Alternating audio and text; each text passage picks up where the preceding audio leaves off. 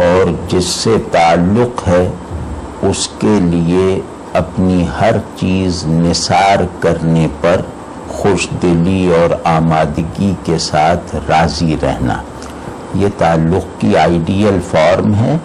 اور یہ آئیڈیل محض ذہنی آئیڈیل نہیں ہے جس کے بارے میں آدمی تصور کی تفصیلات کو ایک دوسرے سے مربوط کر کے مطمئن ہو جاتا ہے،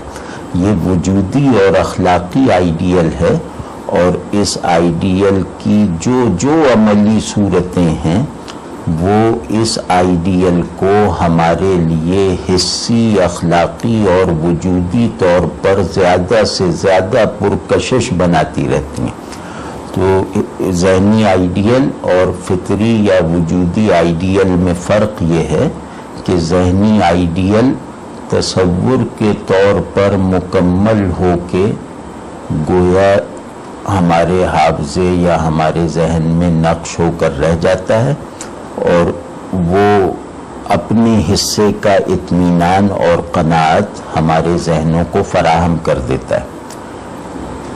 لیکن اخلاقی، فطری یا وجودی یا صاف لفظوں میں کہیں تو دینی یا ایمانی آئیڈیلز تصور کے طور پر تکمیل پانے کے مطالبے تک محدود نہیں ہیں، بلکہ تصور بننے کے عمل سے ایک طرح کی مغایرت اور دوری رکھتے ہیں۔ یہ کچھ بننے اور کچھ ہونے کے تقاضوں کا ایک وفور ہے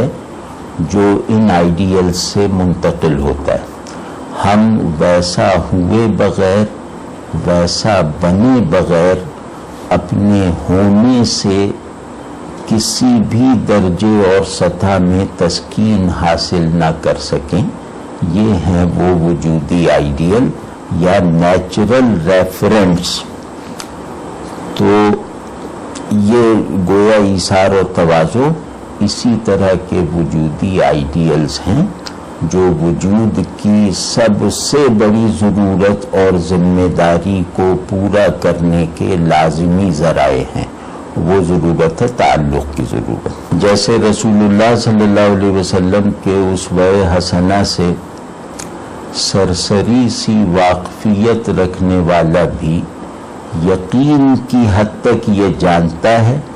اور تجربے کی حد تک یہ مانتا ہے کہ آپ صلی اللہ علیہ وسلم کے اوصاف مبارکہ میں جو چیز ہر وصف میں شامل حال ہے وہ آپ صلی اللہ علیہ وسلم کی شان تواضع ہے، جو آپ صلی اللہ علیہ وسلم کے اخلاق اکمل کے ہر جز میں سرایت کیے ہوئے ہیں۔ تو یہ گویا تواضع رسول اللہ صلی اللہ علیہ وسلم کی سند واحدہ پر آپ صلی اللہ علیہ وسلم کی حجیت قطعی کی بنیاد پر گویا ام الاوصاف اور مبدأ اخلاق کی حیثیت رکھتی ہے۔ تو سر دست اس تفصیل میں جانا شاید زیادہ ضروری نہ ہو کہ تواضع کی فطری، نفسیاتی اور شخصیت کے محرکات میں ایک دوسرے سے مربوط ہونے کی حالت میں معاون بننے کی یا اس کا سبب بننے کی صلاحیت اور معنویت کیا کیا ہے وہ کسی اور موقع پہ دیکھیں گے، لیکن سر دست یہ مطلوب ہے کہ ہم اس ام الاوصاف اور اخلاق کے اس مبدأ و مرجع کو سیدنا صدیق اکبر رضی اللہ تعالی عنہ میں اس طرح کار فرما دیکھ لیں کہ گویا رسول اللہ صلی اللہ علیہ وسلم کے اوصاف مبارکہ اپنی کامل ترین حامل میں منتقل ہو رہے ہیں، یعنی جو غیر نبوی کمالات کا منتہا ہو سکتا ہے آپ صلی اللہ علیہ وسلم کے ذاتی کمالات گویا ایک واحد غیر نبوی پیکر میں اپنے مزاج اور اپنی بنیادی تاثیر اور اپنی اساسی سبسٹنس کے ساتھ منتقل ہوئے۔ صحابہ میں یا کسی بھی غیر پیغمبرانہ روایت میں کوئی غیر نبی ایسا نہیں ہے جو اپنے ہادی و رسول سے ایسی مزاجی مناسبت رکھتا ہو جیسی مناسبت سیدنا صدیق اکبر رضی اللہ تعالیٰ عنہ کو حضور اکرم صلی اللہ علیہ وسلم کے ساتھ میسر تھی۔ جیسے ہم اس بات کو اس طرح اگر کہیں کہ کامل یا اکمل اور افضل شخصیت کو پہچاننے کا واحد ذریعہ یہ ہے کہ ہم اول تو یہ دیکھیں کہ اس کے کمالات ماخوذ ہیں رسول اللہ صلی اللہ علیہ وسلم سے۔ اگر یہ شرط پوری ہو جائے کہ اس کے جو کمالات ہیں جن کی بنیاد پہ اسے کامل کہا جا رہا ہے وہ رسول اللہ صلی اللہ علیہ وسلم ہی سے منتقل ہوئے ہیں، تو گویا اس شخص کی فضیلت پر یقین کرنے کا پہلا مرحلہ طے ہو گیا،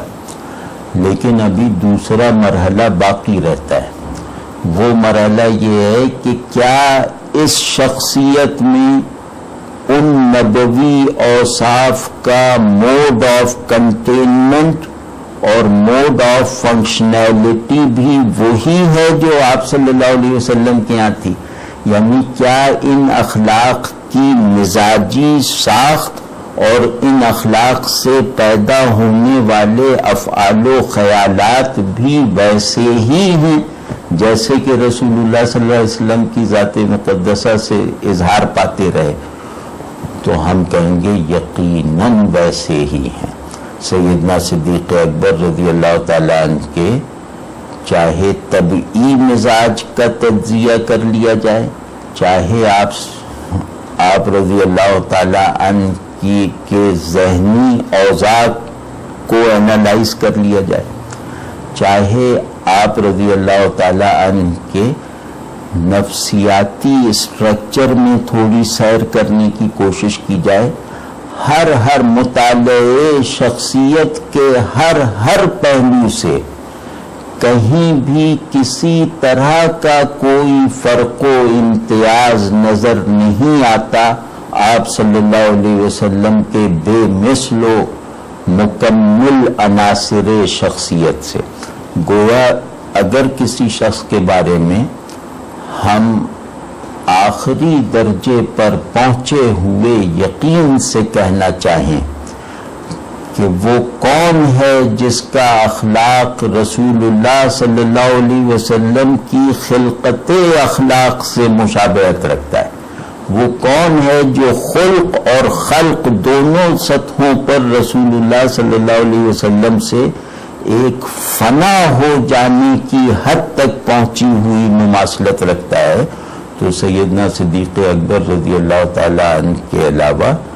کسی اور نام کا ذہن میں آنا گویا رسول اللہ صلی اللہ علیہ وسلم کو نہ سمجھنے کی بین دلیل ہوگا۔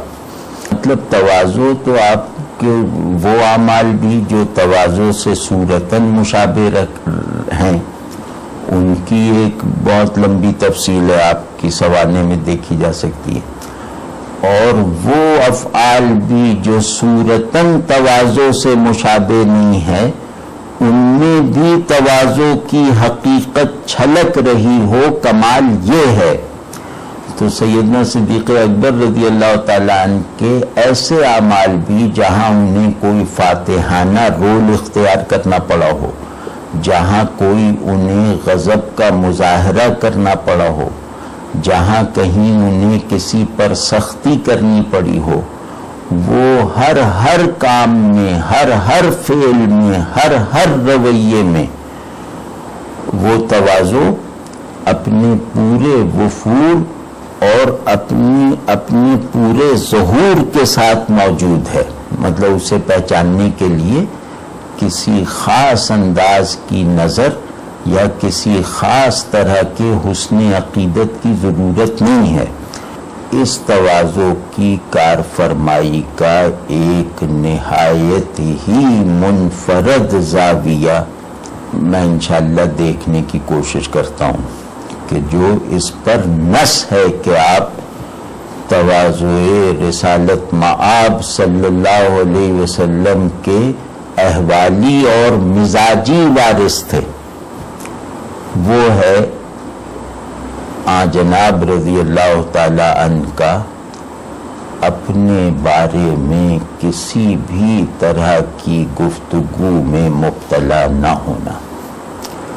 سیدنا صدیق اکبر رضی اللہ تعالی عنہ کی اہمیت رسول اللہ صلی اللہ علیہ وسلم کی مجلس میں، آپ صلی اللہ علیہ وسلم کے نظام ریاست میں، آپ صلی اللہ علیہ وسلم کے نظم معاشرت میں، اور آپ صلی اللہ علیہ وسلم کے مراتب تعلق میں اتنی زیادہ، اتنی منفرد ہے کہ آپ عمر نور پاتے اور اپنے بارے میں مباحات کے کلمات کہتے رہتے تو روا تھا، لیکن آپ نے ایک ادنا سا اشارہ بھی اپنی زبان یا فعل سے نہیں ہونے دیا جس کی مدد سے آدمی آپ کے واقعی اور حقیقی مرتبے تک پہنچ جائے۔ یہ جو تواضع کا ایسنس ہے کہ اپنے آپ کو اپنا موضوع نہ بننے دینا، یہ تواضع کی سب سے بڑی پہچان ہے۔ جس شخص کو اپنے بارے میں گفتگو ہی سے کوئی دلچسپی نہ ہو، چاہے وہ گفتگو اظہار معائب ہی کی صورت میں کیوں نہ ہو، تو اس آدمی کے بارے میں یقین کر لینے کا ہر علمی، دینی، اخلاقی اور روحانی جواز موجود ہے کہ یہ متواضع ہے، یہ انتہائی بلندی تواضع پر پہنچ کر متواضع ہے۔ تو یہ سیدنا صدیق اکبر رضی اللہ تعالیٰ عنہ کی شخصیت اس معاملے میں تو گویا مشہور عوام و خواص ہے کہ آپ نے خود کو اپنا موضوع کبھی نہیں بننے دیا، اور اتنی جلالت و مرتبت رکھنے کے بعد اور رسول اللہ صلی اللہ علیہ وسلم کی اس خلوت تک رسائی رکھنے کے باوجود جس خلوت تک پہنچنے سے شاید صرف جبرائیل نہیں جھجکتے ہوں گے، تو اس خلوت نبوت تک رسائی رکھنے والا شخص اپنی جلوت و خلوت میں کوندتی ہوئی بجلیوں کا ایک ذرہ بھی ایکسپریس کرنے پر تیار نہیں، اس پہ مائل نہیں، اس کے خاتم المتواضعین ہونے میں کیا شبہ ہے۔